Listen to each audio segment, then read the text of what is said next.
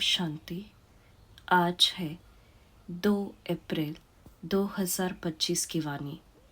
बाबा कहते हैं, मीठे बच्चे, इस पुरानी पतित दुनिया से तुम्हारा बेहद का वैराग्य चाहिए, क्योंकि तुम्हें पावन बनना है। तुम्हारी चढ़ती कला से सबका भला होता है। प्रश्न है, कहा जाता है आत्मा अपना ही शत्रु अपना ही मित्र है। सच्ची मित्रता क्या है? उत्तर है, एक बाप की श्रीमत पर सदा चलते रहना। यही सच्ची मित्रता है। सच्ची मित्रता है एक बाप को याद कर पावन बनना और बाप से पूरा वर्षा लेना। यह मित्रता करने की युक्ति बाप ही बतलाते हैं। संगम युग पर ही आत्मा अपना मित्र बनती है। गीत है, तूने रात गवाई सो के, दिन गवाया खाके। ओम शांति। यूँ तो यह गीत है भक्ति मार्ग के। सारी दुनिया में जो गीत गाते हैं वह शास्त्र पढ़ते हैं, तीर्थों पर जाते हैं, वह सब है भक्ति मार्ग। ज्ञान मार्ग किसको कहा जाता है? भक्ति मार्ग किसको कहा जाता है? यह तुम बच्चे ही समझते हो। वेद शास्त्र, उपनिषद आदि यह सब है भक्ति के। आधा कल्प भक्ति चलती है और आधा कल्प फिर ज्ञान की प्रारब्ध चलती है। भक्ति करते करते उतरना ही है। 84 पुनर्जन्म लेते नीचे उतरते हैं। फिर एक जन्म में तुम्हारी चढ़ती कला होती है। इसको कहा जाता है ज्ञान मार्ग। ज्ञान के लिए गाया हुआ है 1 सेकंड में जीवन मुक्ति। रावण राज्य जो द्वापर से चला आता है वह खत्म हो, फिर राम राज्य स्थापन होता है। ड्रामा में जब तुम्हारे 84 जन्म पूरे होते हैं तब चढ़ती कला से सबका भला होता है। यह अक्षर कहा न कहा किसी शास्त्रों में है। चढ़ती कला सर्व का भला। सर्व की सद्गति करने वाला तो एक ही बाप है ना। सन्यासी उदासी तो अनेक प्रकार के हैं, बहुत मतांतर है। जैसे शास्त्रों में लिखा है, कल्प की आयु लाखों वर्ष, अब शंकराचार्य की मत निकली 10,000 वर्ष। कितना फर्क हो जाता है। कोई फिर कहेगा इतने हजार। कलयुग में है अनेक मनुष्य, अनेक मतें, अनेक धर्म। सतयुग में होती ही है एक मत। यह बाप बैठ तुम बच्चों को सृष्टि के आदि मध्य अंत का नॉलेज सुनाते हैं। इस सुनाने में भी कितना समय लगता है। सुनाते ही रहते हैं। ऐसे नहीं कह सकते पहले क्यों नहीं यह सब सुनाया। स्कूल में पढ़ाई नंबरवार होती है। छोटे बच्चों को ऑर्गन्स छोटे होते हैं तो उनको थोड़ा सिखलाते हैं। फिर जैसे जैसे ऑर्गन्स बड़े होते जाएंगे, बुद्धि का ताला खुलता जाएगा, पढ़ाई धारण करते जाएंगे। छोटे बच्चों की बुद्धि में कुछ धारणा हो न सके, बड़ा होता है तो फिर बैरिस्टर, जज आदि बनते हैं। इसमें भी ऐसे है। कोई की बुद्धि में धारणा अच्छी होती है। बाप कहते हैं, मैं आया हूँ पतित से पावन बनाने। तो अब पतित दुनिया से वैराग्य होना चाहिए। आत्मा पावन बने तो फिर पतित दुनिया में रह न सके। पतित दुनिया में आत्मा भी पतित है, मनुष्य भी पतित है। पावन दुनिया में मनुष्य भी पावन, पतित दुनिया में मनुष्य भी पतित रहते हैं। यह है ही रावण राज्य। यथा राजा रानी तथा प्रजा। यह सारा ज्ञान है बुद्धि से समझने का। इस समय सभी की बाप से है विपरीत बुद्धि। तुम बच्चे तो बाप को याद करते हो। अंदर में बाप के लिए प्यार है, आत्मा में बाप के लिए प्यार है, रिगार्ड है, क्योंकि बाप को जानते हैं। या तुम सम्मुख हो, शिव बाबा से सुन रहे हो। वह मनुष्य सृष्टि का बीज रूप है, ज्ञान का सागर प्रेम का सागर, आनंद का सागर है। गीता ज्ञान दाता परम पिता त्रिमूर्ति शिव परमात्मा वाच। त्रिमूर्ति अक्षर जरूर डालना है, क्योंकि त्रिमूर्ति का तो गायन है ना। ब्रह्मा द्वारा स्थापना तो जरूर ब्रह्मा द्वारा ही ज्ञान सुनाएंगे। श्री कृष्ण तो ऐसे नहीं कहेंगे कि शिव भगवानुवाच। प्रेरणा से कुछ होता नहीं, न उनमें शिव बाबा की प्रवेशता हो सकती है। शिव बाबा तो पराये देश में आते हैं। सतयुग तो श्री कृष्ण का देश है ना, तो दोनों की ही महिमा अलग अलग है। मुख्य बात ही यह है। सतयुग में गीता तो कोई पढ़ते नहीं, भक्ति मार्ग में तो जन्म जन्मांतर पढ़ते हैं। ज्ञान मार्ग में तो वह हो न सके। भक्ति मार्ग में ज्ञान की बातें होती नहीं। अभी रचता बाप ही रचना के आदि मध्य अंत का ज्ञान देते हैं। मनुष्य तो रचता हो न सके। मनुष्य कह न सके कि मैं रचता हूँ। बाप खुद कहते हैं, मैं मनुष्य सृष्टि का बीज रूप हूँ। मैं ज्ञान का सागर, प्रेम का सागर, सर्व का सद्गति दाता हूँ। श्री कृष्ण की महिमा ही अलग है, तो यह पूरा कॉन्ट्रास्ट लिखना चाहिए। जब मनुष्य पढ़ने से झट समझ जाए कि गीता का ज्ञानदाता श्री कृष्ण नहीं है, इस बात को स्वीकार किया तो यह तुमने जीत पहनी। मनुष्य श्री कृष्ण के पिछाड़ी कितना हैरान होते हैं। जैसे शिव के भक्त शिव पर गला काट देने को तैयार हो जाते हैं, बस हमको शिव के पास जाना है। वैसे वह समझते हैं श्री कृष्ण के पास जाना है, परंतु श्री कृष्ण के पास जा न सके। श्री कृष्ण के पास बलि चढ़ने की बात नहीं होती। देवियों पर बलि चढ़ते हैं, देवताओं पर कभी कोई बलि नहीं चढ़ेंगे। तुम देवियाँ हो ना, तुम शिव बाबा के बने हो, तो शिव बाबा पर भी बलि चढ़ते हैं। शास्त्रों में हिंसक बातें लिख दी है। तुम तो शिव बाबा के बच्चे हो, तन मन धन बलि चढ़ाते हो और कोई बात नहीं, इसलिए शिव और देवियों पर बलि चढ़ाते हैं। अब गवर्नमेंट ने शिव काशी पर बलि चढ़ाना बंद कर दिया है। अभी वह तलवार ही नहीं है।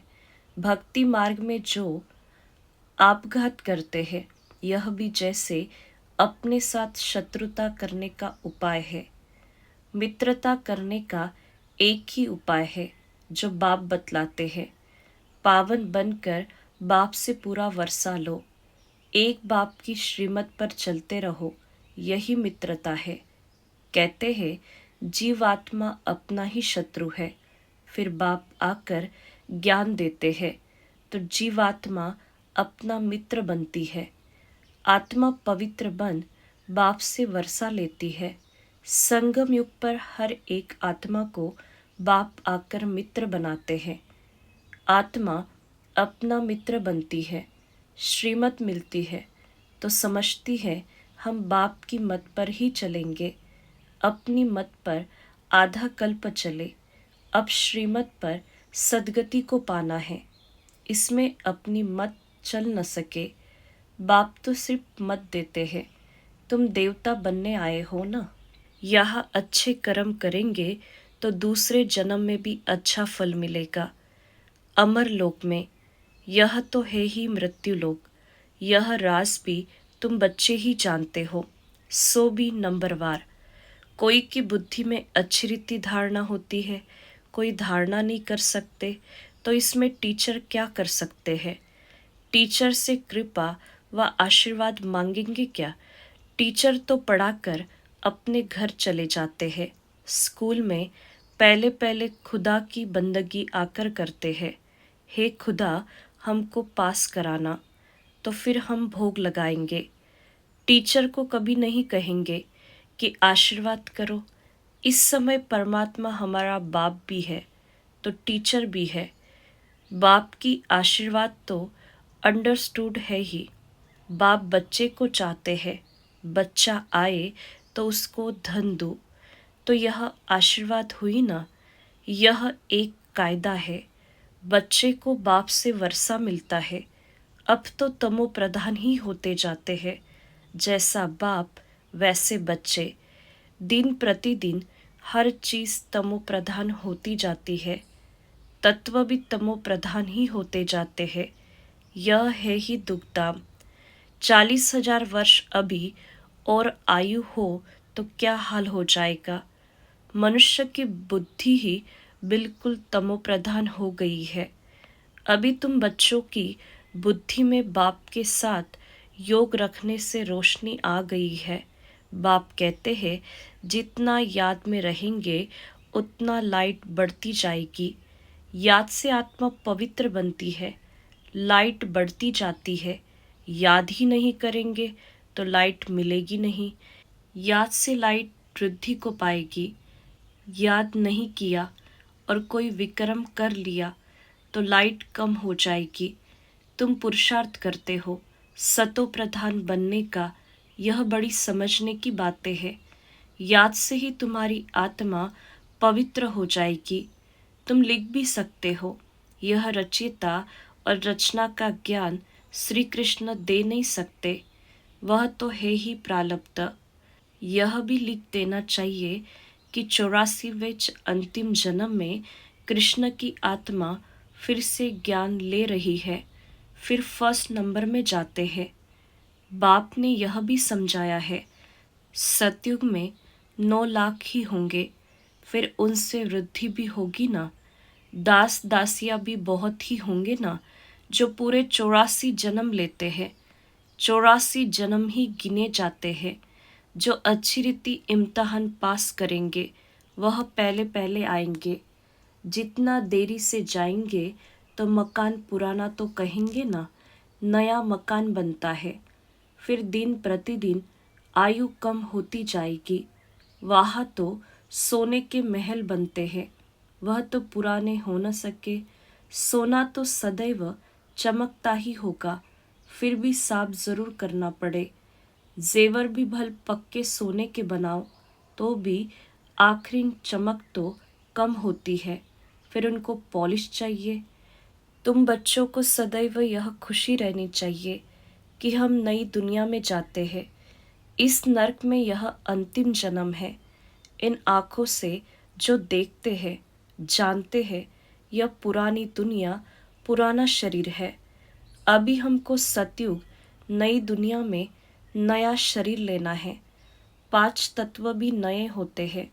ऐसे विचार सागर मंथन चलना चाहिए। यह पढ़ाई है ना, अंत तक तुम्हारी यह पढ़ाई चलेगी। पढ़ाई बंद हुई तो विनाश हो जाएगा। तो अपने को स्टूडेंट समझ इस खुशी में रहना चाहिए ना कि भगवान हमको पढ़ाते हैं। यह खुशी कोई कम थोड़ी ही है, परंतु साथ साथ माया भी उल्टा काम करा लेती है। 5-6 वर्ष पवित्र रहते, फिर माया गिरा देती। एक बार गिरे तो फिर वह अवस्था हो न सके। हम गिरे हैं तो वह घृणा आती है। अभी तुम बच्चों को सारी स्मृति रखनी है। इस जन्म में जो पाप किए हैं, हर एक आत्मा को अपने जीवन का तो पता है ना। कोई मंद बुद्धि, कोई विशाल बुद्धि होते हैं। छोटेपन की हिस्ट्री याद तो रहती है ना। यह बाबा भी छोटेपन की हिस्ट्री सुनाते हैं ना। बाबा को वह मकान आदि भी याद है, परंतु अभी तो वहाँ भी सब नए मकान बन गए होंगे। 6 वर्ष से लेकर अपनी जीवन कहानी याद रहती है। अगर भूल गया तो डल बुद्धि कहेंगे। बाप कहते हैं अपनी जीवन कहानी लिखो। लाइफ की बात है ना, मालूम पड़ता है लाइफ में कितने चमत्कार थे। गांधी, नेहरू आदि के कितने बड़े बड़े वॉल्यूम बनते हैं। लाइफ तो वास्तव में तुम्हारी बहुत वैल्यूबल है। वंडरफुल लाइफ यह है। यह है मोस्ट वैल्यूबल, अमूल्य जीवन। इनका मूल्य कथन नहीं किया जा सकता। इस समय तुम ही सर्विस करते हो। यह लक्ष्मी नारायण कुछ भी सर्विस नहीं करते। तुम्हारी लाइफ बहुत वैल्यूबल है, जबकि औरों का भी ऐसा जीवन बनाने की सर्विस करते हो। जो अच्छी सर्विस करते हैं वह गायन लायक होते हैं। वैष्णव देवी का भी मंदिर है ना। अभी तुम सच्चे सच्चे वैष्णव बनते हो। वैष्णव माना जो पवित्र है। अभी तुम्हारा खान पान भी वैष्णव है। पहले नंबर के विकार में तो तुम वैष्णव पवित्र हो ही हो। जगत अम्बा के यह सब बच्चे ब्रह्मा कुमार कुमारियाँ है ना। ब्रह्मा और सरस्वती बाकी बच्चे हैं उनकी संतान। नंबरवार देवियाँ भी है जिनकी पूजा होती है। बाकी इतनी भुजाएं आदि दी है वह सब है फालतू। तुम बहुतों को आप समान बनाते हो तो भुजाएं दे दी है। ब्रह्मा को भी 100 भुजा वाला 1000 भुजा वाला दिखाते हैं। यह सब भक्ति मार्ग की बातें हैं। तुमको फिर बाप कहते हैं। दैवी गुण भी धारण करने हैं। किसको भी दुख न दो। किसको उल्टा सुल्टा रास्ता बताए सत्यानाश न करो। एक ही मुख्य बात समझानी चाहिए कि बाप और वर्षे को याद करो। अच्छा, मीठे मीठे सिखिलदे बच्चों प्रति मात पिता बाप दादा का याद प्यार और गुड मॉर्निंग। रूहानी बाप की रूहानी बच्चों को नमस्ते। हम रूहानी बच्चों की रूहानी मात पिता बाप दादा को याद प्यार और नमस्ते। धारणा के लिए मुख्य सार है। पहली पॉइंट, गायन व पूजन योग्य बनने के लिए पक्का वैष्णव बनना है। खान पान की शुद्धि के साथ साथ पवित्र रहना है। इस वैल्यूबल जीवन में सर्विस कर बहुतों का जीवन श्रेष्ठ बनाना है। दूसरी पॉइंट, बाप के साथ ऐसा योग रखना है जो आत्मा की लाइट बढ़ती जाए। कोई भी विक्रम कर लाइट कम नहीं करना है। अपने साथ मित्रता करनी है। वरदान है, स्वस्थिति की सीट पर स्थित रह परिस्थितियों पर विजय प्राप्त करने वाले मास्टर रचता भव। कोई भी परिस्थिति प्रकृति द्वारा आती है, इसलिए परिस्थिति रचना है और स्वस्थिति वाला रचयिता है। मास्टर रचता व मास्टर सर्वशक्तिवान कभी हार खा नहीं सकते। असंभव है। अगर कोई अपनी सीट छोड़ते हैं तो हार होती है। सीट छोड़ना अर्थात शक्तिहीन बनना। सीट के आधार पर शक्तियाँ स्वतः आती है। जो सीट से नीचे आ जाते हैं उन्हें माया की धूल लग जाती है। बाप दादा के लाडले मरजीवा जन्मधारी ब्राह्मण कभी देह अभिमान की मिट्टी में खेल नहीं सकते। स्लोगन है, दृढ़ता कड़े संस्कारों को भी मोम की तरह पिघलाकर खत्म कर देती है। अव्यक्त इशारे, कंबाइंड रूप की स्मृति से सदा विजयी बनो। जैसे ज्ञान स्वरूप हो ऐसे स्नेह स्वरूप बनो। ज्ञान और स्नेह दोनों कंबाइंड हो, क्योंकि ज्ञान बीज है, पानी स्नेह है।